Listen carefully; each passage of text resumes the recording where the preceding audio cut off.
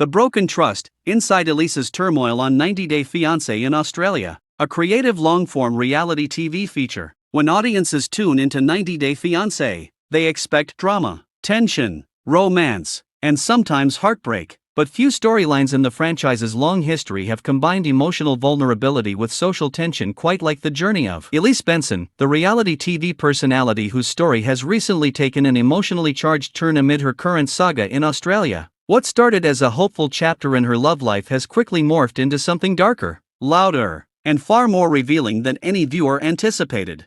In this piece, we step inside Elise's world, past, present, and the palpable tension on screen to understand how a profound betrayal shaped her, and why her time on Australian soil feels like an emotional battlefield. A past betrayal that shattered trust. Elise's journey on 90 Day Fiancé has never been simple. She's charismatic, opinionated, and fully committed to finding love on her own terms. Yet behind her unfiltered exterior lies a deeply impactful event that fundamentally altered her capacity for trust. In recent episodes, Elise confided to the camera, candidly and painfully, that she had once been betrayed. In one of the most devastating ways imaginable, a former partner not only broke her heart, but stole from her. According to her own account, the man she trusted didn't just take advantage of her emotionally, he stole her identity, racking up hundreds of thousands of dollars in debt under her name.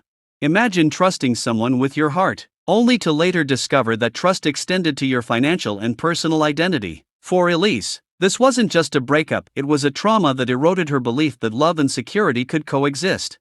Financial identity theft is one of the most insidious forms of personal betrayal. Victims don't just lose money, they lose peace of mind, credibility, and often years of work building a stable life. Elise described her credit history being ruined and her emotional resilience deeply shaken. That experience, she admitted through tears, changed her forever. It hardened her, not in spite of love, but because of it. And as she boarded the plane for Australia, where she hoped to forge a new romantic connection with a man named Joshua, she carried that heavy emotional luggage with her. Australia, a setting for high stakes and higher tension. A fresh start on a foreign continent. Australia sounded romantic in theory, but life doesn't always align with television franchise fairy tales. For Elise, the Australian chapter has become a pressure cooker of emotions. Rather than showcasing carefree dates and picture-perfect sunsets, the footage revealed something raw and emotional unmasking. One of the flashpoints was Elise's confrontation with Joshua over his living situation. She discovered he was residing with another woman as a roommate. In his account, but the optics were anything but innocent. Elise, already grappling with deep trust issues, exploded. She questioned him in public, demanded to know why he was comfortable cohabitating with another woman, and even turned to strangers for validation about whether her concerns were reasonable.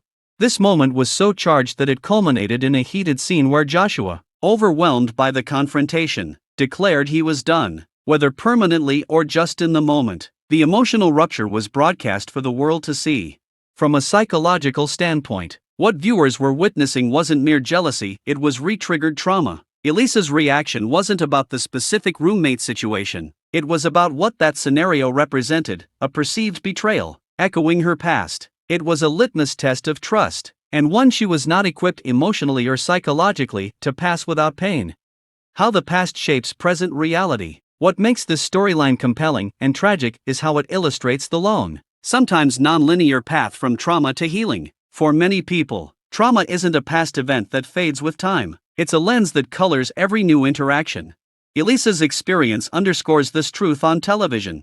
She explained to the cameras that she has serious trust issues now, particularly with men. It's not that she wants to sabotage relationships, it's that vulnerability, something most contestants hope to embrace, is a terrifying void for her.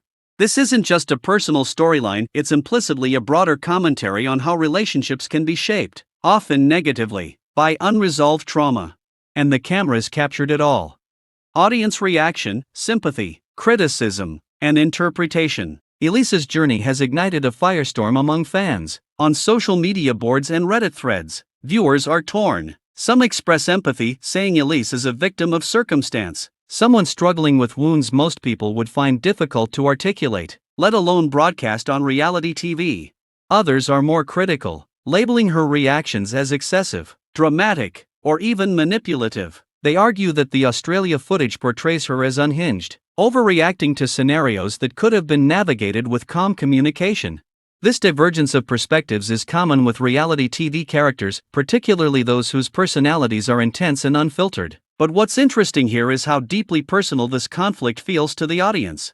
If the betrayal she shared genuinely happened, then her distrust isn't performative, it's a real psychological scar. And that's where the audience split emerges. Is she overreacting? Or is she being hurt in real time?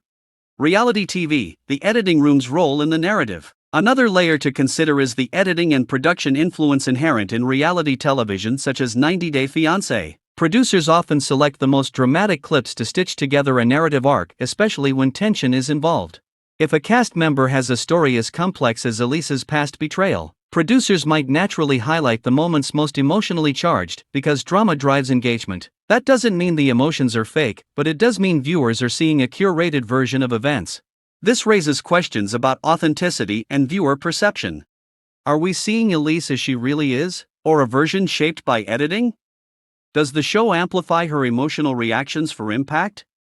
And if so, does that come at the cost of empathy? Elise's storyline, in many ways, is a case study in how reality TV blurs the boundaries between genuine vulnerability and crafted story arcs, and how audiences struggle to separate the two.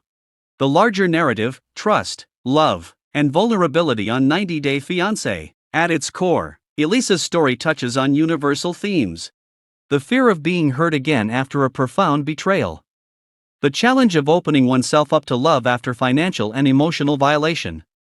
The human desire to be seen, understood, and accepted, not judged. Whether viewers rooted for her or critiqued her behavior, many found themselves relating, at least emotionally, to her struggle. After all, we've all been hurt, we've all felt the risk inherent in trusting someone, and we've all faced moments where our past pains clouded our present. In that sense, Elise's journey isn't just reality TV fodder, it's a reminder of the fragile balance between vulnerability and self-protection that defines human relationships. What comes next? As Elise's Australian arc continues to unfold on 90 Day Fiancé, there's no easy prediction for what happens next. Will she find a way to rebuild trust? Will she break away from Joshua? Or will her emotional journey take a completely unexpected turn? What's clear is that her story has resonated not just because of the conflict, but because of the humanity at the center of it. Trauma, relationships, betrayal, and healing, these aren't just TV tropes, they're life experiences. And Elise's willingness to share hers so publicly has made her one of the most talked about personalities in the franchise's history.